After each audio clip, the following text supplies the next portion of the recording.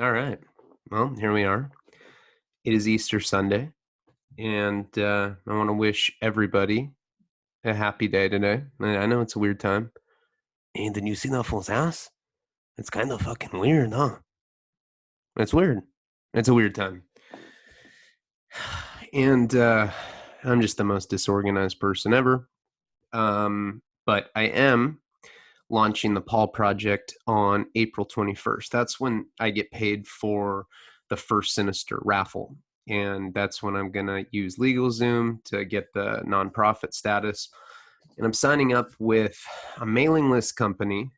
I'll probably do it within the next couple days so I can start assembling or collecting the email addresses, physical addresses. Basically, what you do is you sign up for the mailing list, and anybody that's on that mailing list will get one free box of nasal Narcan, which is an opioid antagonist. And I'll do a video that explains how to use it properly. Definitely don't spray that up your butthole. Well, you should only use it if people have gone out. But some people, believe it or not, don't know how to apply a simple nasal spray. I mean, I don't really need to do a whole video. You just put it in your nose and then in theory, if you're in respiratory arrest because of an opiate or opioid overdose, it'll bring you back. And that's in honor for my friend Paul, who passed away in November. And I'm also going to be changing the Kindle version of Wasting Talent down to $1, and I will donate all of that to the cause. Also, the album finally will be out on iTunes and other platforms within the next week or so. I'm gonna try to have it before the Paul Project is launched, and I'm donating all 100% of the proceeds to my nonprofit as well. And I will post what all the expenditures are. This is how much the nonprofit costs. This is what I'm getting Narcan for at wholesale. I mean, we get them for free, but it's limited. So, to get thousands of them, it's quite different. And what I'm trying to do is get a bunch of nonprofits that are already doing similar stuff. Basically, my role will be to assemble the network of addicts that need it. And even if you're not in active addiction, like I'm not shooting heroin right now, but I mean, I don't have the most stellar track record. So I have this here. If Karina ever finds me with a needle in my neck or whatever, she knows what to do. And that's life changing. With all the bad stuff I've done throughout my life, figure if I flood the United States and beyond, I need to look into the laws. One of the first things I'm going to do when I start getting my charity, the raffle money, we're going to do another raffle, and I'll be collaborating with some other artists. I'll be giving away some pieces. Sinister will. I'm sure Mickey Avalon will. I haven't talked to him about it, but I'm positive he'd be down for it. And all that money is going to go towards getting Narcan, getting this program started. It took a long time. I mean, basically, I didn't have the money. I just couldn't come out of pocket thousands of dollars to do it. But I've been raising it, and I have some saved up from Patreon that I'm going to apply towards it. And I just think it's a really good thing. All the bad things I've done, I know that if I send out thousands and thousands in Narcan, that I'm going to save hundreds and hundreds of lives, if not thousands. And, then I can feel like less of a piece of shit. I'll be like, dude, I'll be at parties. What do you do? I'm just a good dude. That's it. Let's get into the story. Like, comment, subscribe, patreon.com/Ryan Leone. I feel like shit right now. I've had a fever the last couple days. No, I don't think I have COVID-19. And people keep inboxing me. Whoa, it's a conspiracy against us. Who knows what it is? Quite possibly that is what's up. But I don't think you know. I don't think I know. I'm, for the moment, just gonna question everything and try to form my own answers. And that's that. So last time in the video, Karina had told me that she was pregnant, and this is while we were broken up. And I saw someone comment and be like, "Oh, what a hoe! Oh, she was so unloyal to you." Well, she was drinking 2 fists a day when that happened, and I will say, since she's gotten sober, she's been incredibly loyal to me, and I've been incredibly loyal to her. Our relationship really started forming when I was in prison for 16 months. She was there for me. Always had money on my books, visit, pictures, phone calls. We fell in love. It was not a real relationship until I went to prison. That's a fact. Maybe we had feelings for each other, but they weren't defined yet. So just to clear that up.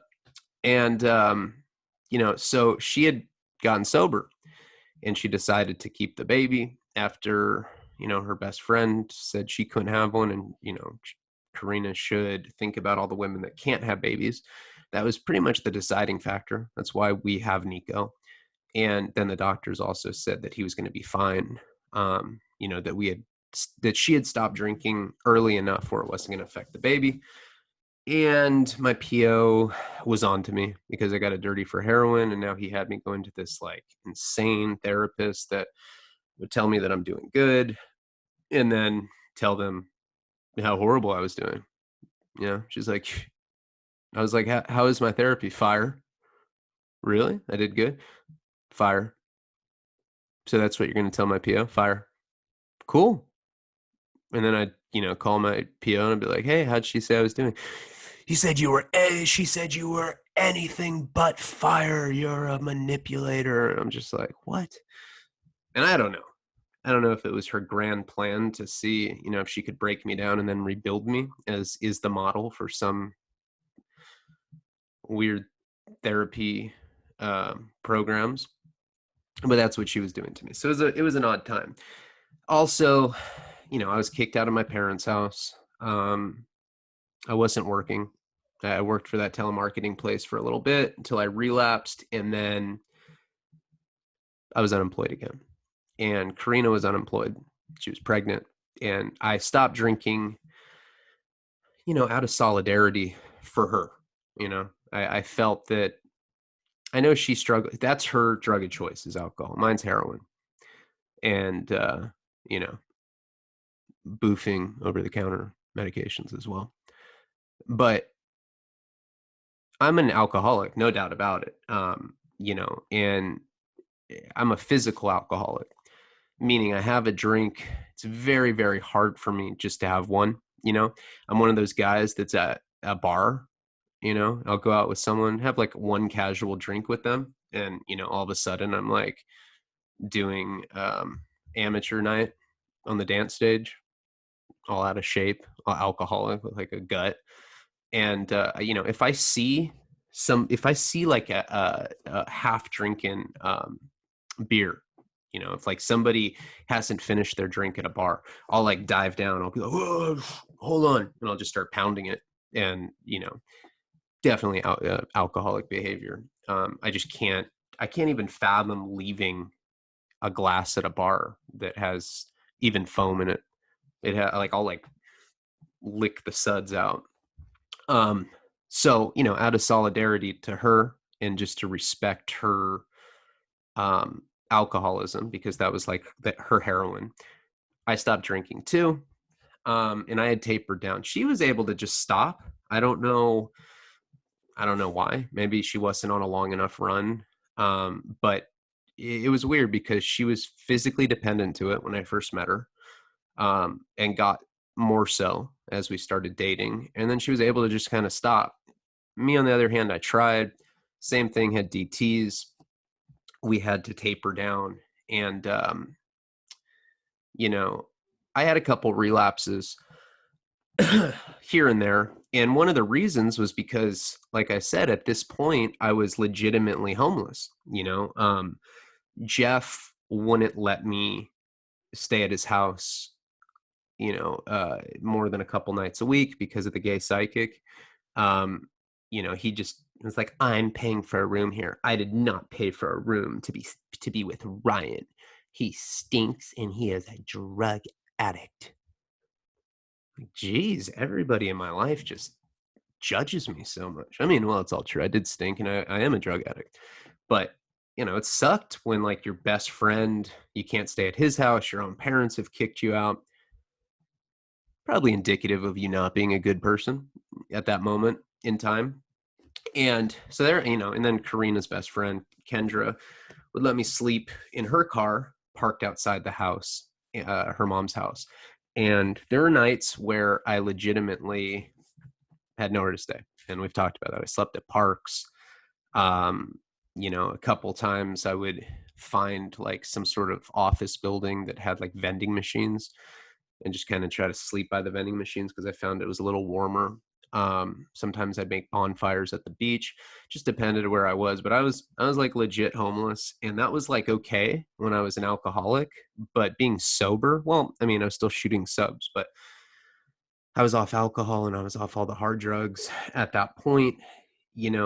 Some of those nights just kind of drove me to complete madness. Just being alone, being cold in a park, and so I had a couple slips and, I'd get like a pint of whiskey one night when Karina didn't know about it. I'd get wasted and then I'd have to play it off the next day and I'd be hungover because I wasn't like drinking every day at that point again. And, we had found this abandoned house right by her place. I mentioned it in the last video. And I would stay there and I would set the alarm on my phone, for 5 a.m. I'd wake up and it'd be freezing cold. The insulation there was completely terrible, and I'd walk a few blocks to her place. Her parents would already be at work, and she'd make me breakfast. I'd shower. We'd fuck, watch some sleazy daytime television, and you know it's pretty much what our routine was. One of the nights that we didn't have television at these abandoned houses always. Sometimes they were stage furniture houses, so we would watch basic cable. Sometimes would have basic cable, sometimes it wouldn't. And when we didn't have cable, what we did for entertainment is we would just watch stuff on my iPhone. I had like an iPhone 5, I think, at the time, and we watched a lot of stand up. We like Dave Chappelle, and we'd watch that a lot. Sometimes we'd watch like movies on my phone. And I'm always been into skateboarding. So, sorry, my nose is out of control. He's on drugs.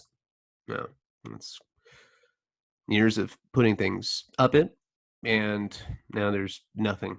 You should see me when I have a cold. It's hardcore. It looks like there's like stew that just permanently like leaks out. It's annoying. I need to get surgery. I did once, and then I went to a rave. We haven't gone to that story yet, but I was snorting, a rail of Molly on a CD case with my friend Paul, who had passed away. It was after I had surgery.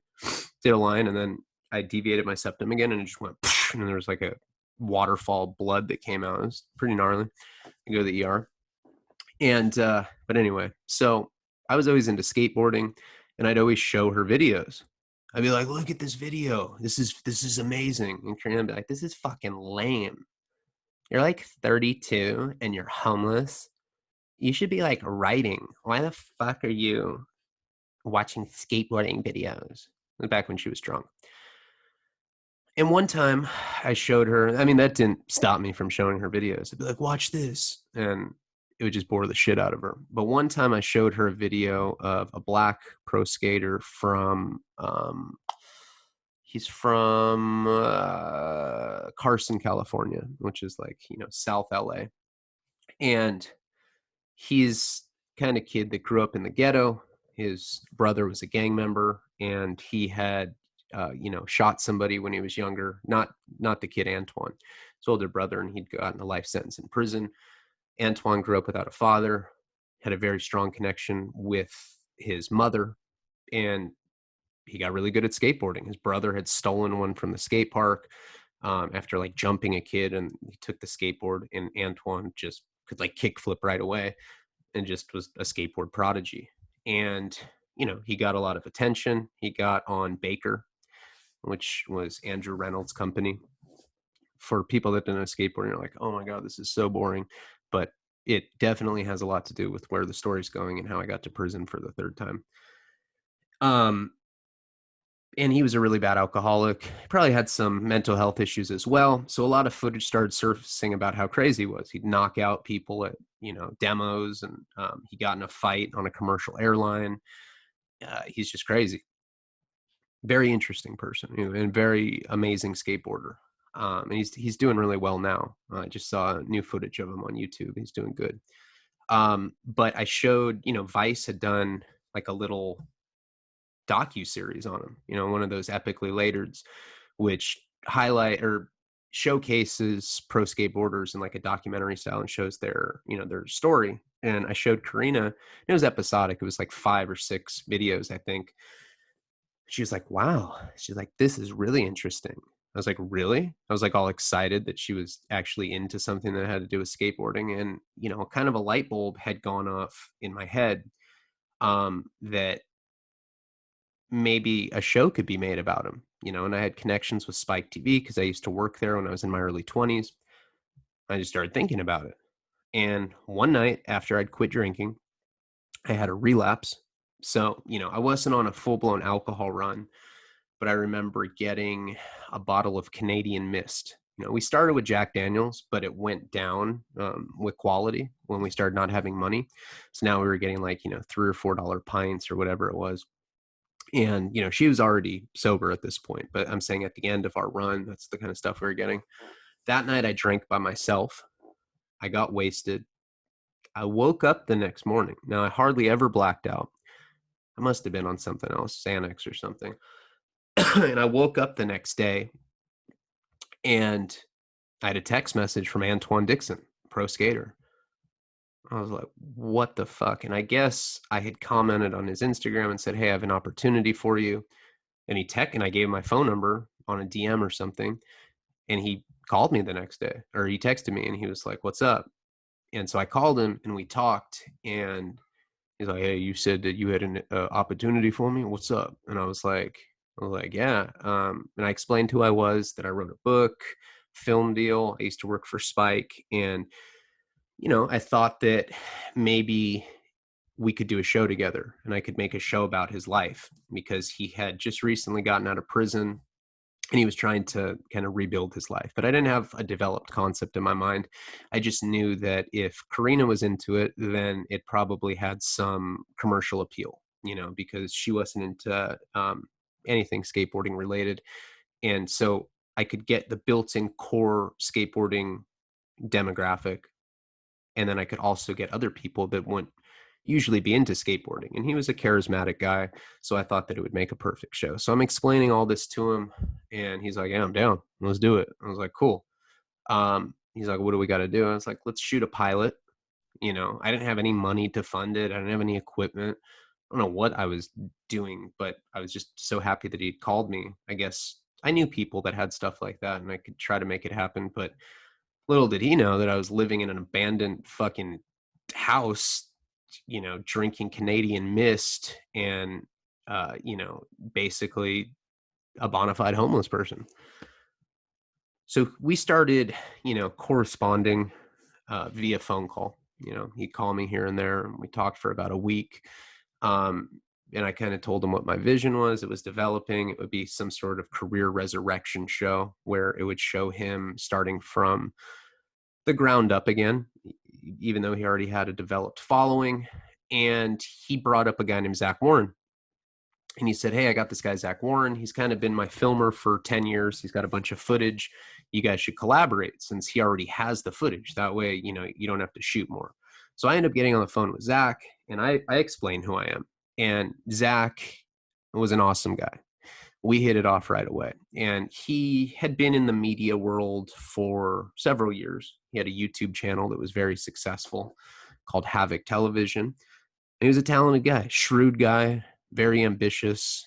And, you could tell that he was going places. And I'm a good telemarketer. And I essentially pitched myself. He found my story fascinating. And he said, yeah, I have access to red cams, which is like the highest quality camera you can get right now for this sort of thing. And, I've access to filmers, and you can come down to LA and you can film Antoine and we can get a pilot going. I was like, cool. So then him and I started talking a lot. So now I have a little glimmer of hope.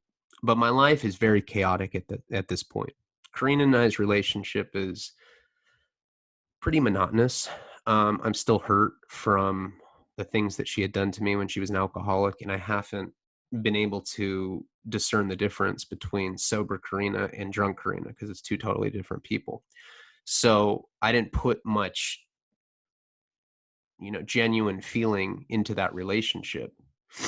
And what ended up happening is I started staying with Jeff a little bit more frequently now that I seem to be on more of a positive trip. I was like, hey, I'm going to try to do this show with Antoine. I think that I can sell it. I already called my connection at Spike. He was very interested in it.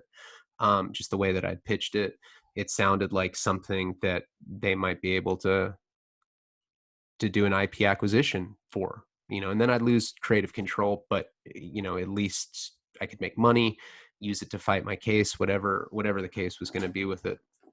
And around this time, Jeff calls me and, he's talking about how George is kind of just like giving him problems, having an attitude, just like, just being all feisty. And, he's like, he really doesn't want you coming over here anymore. I was like, what the fuck? I mean, this was really like one of the best place. It was the best place I could stay overnight. Jeff always made really good organic food. We worked out together. Same taste in film, music. So going over there was always a luxury. Plus he had like a really comfortable couch I could sleep on. I was like, what the fuck? He's like, yeah, like, you can come over like one day a week. I was like, okay. So I come over on the following Saturday from that call, and we go into, he has a sauna. He lives at a complex that has a sauna. We end up going into the sauna. We're walking back, and George stops me out front, and he goes, hold it right there, mister. And it's intimidating. A gay psychic, who knows what he could do? He could fucking fart and lightning could just strike me and kill me. I don't know what kind of powers a gay psychic has. I was like, what's up, man? He's like, check it out. I did not fucking move to SB. Gotta acronymize Santa Barbara. I did not move to SB to live with Ryan Leone. From now on, you need to call me or text me every time you're going to come over and make sure that I give you permission. A lot of hostility there. I was checking the clouds for the lightning bolts. I was like, fuck. But they never happened. So we get into this huge argument. And, he's like, now, he's seeing me shoot up Suboxone at Jeff's house all the time. This guy's in AA. So he's like in recovery mode. And he's like, part of the argument, he goes, you think I'm going to listen to somebody in active addiction? And I was like, dude, you're like 50 years old. You rent a room from a 33-year-old. If I'm that way at 50 fucking years old, I will kill myself, George. You're a loser. Don't act like you're on some moral fucking high horse because I'm shooting my Suboxone. At least I'm not doing heroin. He's like, and I gave you free psychic readings, and I was like, you told me I'm not going to prison, you fool. I'm going to prison. Believe that. I'm going. Probably going to do about 18 months, something like that, when all is said and done. But what's not going to happen is the DA is not going to reject it the way he said. So we get in this huge fight, and I end up leaving. And actually, that night, I think Karina's parents let me stay at their place, if I can remember. I don't know. This doesn't really matter for the story. Now, so that goes on, and I'm starting to plan the show. I'm getting excited about the prospect of having a baby because we go to the doctor and we get a sonogram and we find out that it's going to be a boy. Now, I wanted a girl, but I was happy nonetheless that we knew what it was and it was a boy. Now, in that initial sonogram, he saw that there was a hole in Nico's heart. We hadn't named him yet, but in our unborn child's heart, he could see it from the sonogram. And I said, well, what is that? He said, well, it can be indicative of Down syndrome, or it can just be an abnormality, and he can have heart issues. And my father has heart issues. His father had heart issues. So I was already assuming that, hereditarily he was going to get something like that. it freaked us out, and we were so sad. We bonded over that because we were just so worried that maybe the doctors that had initially told us that he was going to be healthy wasn't going to be healthy. My PO's giving me a lot of shit. I'm going to this therapist. Sit on the ground. Do we have to do this every time? She's like, wear one sock next time. Just way out shit. I'm not even exaggerating, like way out weirdo stuff like this. And, you know, if I was like 3 minutes late, she would just, you know, she would, you would think that I ran over her pet by accident or something. She would be like, do you know how many seconds 3 minutes is? I'm like 180. She's like, oh, you think you know it all. I'm like, well, what is it? She's like, I'm not going to tell you. I'm like, well, I'm pretty sure it's 180. She's like, no. I was like, okay. And she's like, you're being defiant. Come back when you want to cooperate. Okay. Leave. I'm like, fuck. At any day, I'm probably going back to jail because now I have, you know, this completely bizarre thing. I don't even know how this woman is licensed. You know, I felt like I was going to some sort of boot camp or some sort of therapeutic boot camp where they would just like berate you and see if you could survive it. It was way out. And you know, but things start getting planned. I'm going to go down to LA and I'm going to meet Zach. I'm going to meet Antoine. I'm going to interview him just so that we have some framework for the sizzle. A sizzle is like a short representation of what a show's vision is and what it could ultimately look like. And the point is to garner interest and also get some funding so that you can do a full-blown pilot, which is a sample episode of the show. And we started conceptualizing what the show would be. And like I said, it was going to be called Antoine Resurrection. And it was going to be basically showing him ascending. You know, he had just recently gotten sober. He was doing well. His mother had passed away.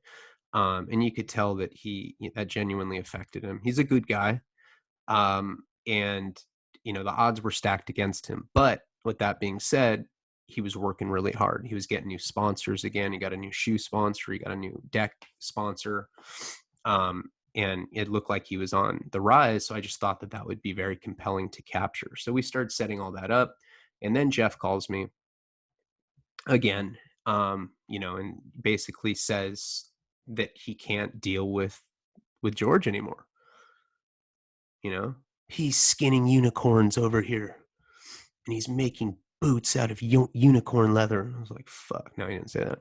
But, you know, it was getting increasingly worse. And I hadn't seen George since the last time that we had that blowout.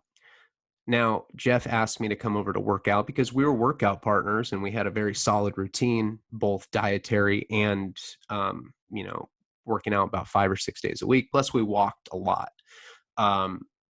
It was just something, you know, I go through phases. I'm working out again right now, but that's a phase that I was taking it way more seriously. And I'm just starting to transition back into that right now.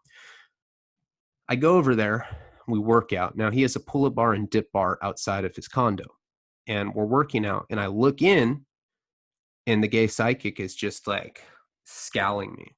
It was almost seductive. He was like, and I was like, Jeff? He's like, what? I was like, dude, I think George is plotting on us. Jeff's like, what do you mean? I'm like, I don't know, man. Because he was like, you know, like it like turned into, and you could just see like revenge lasers spilling out of his eyes. I was like made me shiver. I was like, Jesus. Looked like he wanted to kill us or something. I was like, I don't know, dude. Something's going to go down. And Jeff was growing weed at the time, right? And Jeff's one of those guys, and I commend him for it because I'm not this way at all. I can hyper focus on shit that I'm into. Right now, I'm into making art. I've always been into writing. So I learned how to write and I like hyper focus on writing. Now I'm hyper focusing on art, just experimenting with different techniques. And I think I've been putting out some reasonably good stuff for somebody that's just starting. But Jeff is one of those really meticulous people. And he doesn't have to hyper focus on it, just with whatever he does. He's organized. He has set routines. He's very neat. He can roll literally a perfect joint, like the best joint roller of anyone I've ever met in my life. Just very meticulous guy. And he was applying that same um, you know, meticulousness. Was that meticulousness? Can you say that? The same meticulousness to growing herb. And he was growing some straight up fire hybrid, indica sativa hybrid. He's doing really well. And those were like his babies, and he's one of those people that won't just like grow. He'll put like love and good energy into that grow. So now the next day so I'm getting used to these calls. They're getting increasingly more like, fuck, he's getting on my nerves. He's the worst roommate. I can't do it anymore. He's just like, he has entitlement issues and he's judgmental and, the unicorn. No, not the unicorn. That's mean. I should probably stop saying that. But he calls me this time and he's like, fuck. I was like, what's up, man? He's like, my dad came in and took all the plants. I was like, what do you mean? Now, Jeff's dad owned that particular condo at that time, and Jeff was renting it from him. So he never just came into his place. He'd never done that. I've been friends with Jeff for like over 20 years. He's had multiple places, some apartments. This particular condo was definitely his nicest place, and his dad happened to own that unit. So Jeff was essentially just paying the mortgage, and that was his rent. And he just went in there and took all of his plants while Jeff was at work. Jeff thought it was cops or something. I mean, and weed's legal in California. There's nothing illegal about the kind of growing he was doing at that time.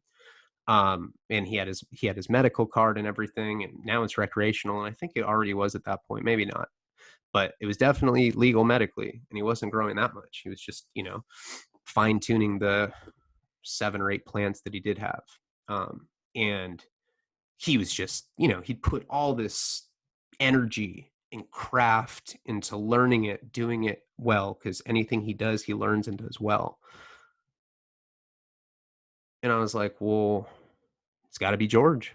George ratted you out. And I don't even know why Jeff's parents would trip on weed like that. I mean, it's not something that they cared about, it's weed. They don't care about shit like that. I mean, who does? It's 2000. This is at 2017 at this point of the story. And Jeff's like, it's your fault. I was like, what do you mean it's my, what? How is it my fault? He's like, because the HOA called my dad and said that, that you were living there illegally, that somebody had complained. You're always walking around the complex with your shirt off, talking about butt fucking conga lines and killing unicorns and sex riots and weirdo shit, dude. Which is true. I always walk around with headphones on and just, blah, blah, blah. I'm annoying. Of course, in an apartment complex setting, I'm the worst. Nobody likes me in an apartment complex. So seemed like there was some validity, but still what didn't make sense, and I immediately saw through it. Well, okay, Jeff's parents are pretty cool, and Jeff's an adult and lives a completely private life that they're not really, they're not intrusive on. It can't just be that the HOA said that I was living there illegally. That would not explain why they would come in there and just rip out a bunch of his plants and destroy his whole grow thing. And his parents weren't really saying why they did it. They just said the HOA thing. I knew it was George. I knew that George, when he was looking at us, when he was plotting and planning, I knew that he was doing something. He was trying to screw us over in some way. And what he was doing was, come to find out later, is he was saying that not only was I an active drug addiction, but I was also an active drug dealer, which not even true. I wasn't even selling a strip of Suboxone during that period. I mean, I was, not that I wouldn't, I was definitely still in dirtbag mode. I just didn't have drugs to sell. I did all the Suboxone I was prescribed. That's the only thing I had. So he, And that's a very easy thing to believe, considering I've been to federal prison multiple times for being a drug dealer. Who's not going to believe that? That's what sucks about being a felon. You know, even if you pay your debt to society, you reform. Someone wants to smut you up, you know, oh, he's selling drugs. Who's not going to believe that? So I try to tell Jeff this. Jeff's like not hearing it, right? And staying at his house during that period was like, you know, and oh, incidentally, that house that I was staying at by Karina's, that abandoned house, they figured out that I was staying there and they changed the locks on the door. So now I didn't have that place. So legitimately now I was on the street way more than before. And, you know, Jeff's telling me I'm not allowed to come there anymore. And, you know, that he believed Jeff over or George over me. Now, this was in a moment of anger. He was not thinking clearly. And I can appreciate that. You know, when anyone's angry, they don't think rationally. He just believes the first thing he hears in that moment. You know, it makes sense. I'm being annoying. I'm being loud. HOA gets pissed because somebody calls and says that I'm living there and I'm not on the lease. And so basically, my parents kicked me out. I'm that close. I am on a thin string with my probation officer. I'm just about to go back to prison. I have a therapist that is literally out to get me, hell bent on getting me violated, no matter what I do. You know, how many seconds is in 7 hours and 40 minutes? You have 5 seconds to answer. 1, 2, 3, 5. Like, you didn't even count to 5. So you're defiant. Jesus Christ. So on top of that, and then, you know, my relationship with Karina was whatever. It was like stagnant. It wasn't, we weren't fighting, but there wasn't a lot of love there. It was just kind of like awkward, we're together right now kind of thing. And then my best friend, my sanctuary, the one place that I would fucking go when I just needed just to chill and get stoned and watch something on Netflix and laugh, had 86'd me from his spot. And when it rains, it pours. And we will get into that in the next installment of the Pimping and Pandering Chronicles. I'm about to go through my breakdown, which I touched on in the album, but all of this stuff is leading up to the third prison term. And the breakdown is pretty fucking weird, you know. And I mean, I'll try to articulate it, but and I'll try to get surgery or put a tampon on my nose, so I'm not just like, nah. I already know what the trolls will say. Look at him, Monopoly guy snorting blow. His nose is running. Coincidence? I think not, homeboy. I already know. Like, comment, subscribe. Check out patreon.com/Ryan Leone. Exclusive stories on there. Karina did a video. Megan videos coming soon, etc., etc.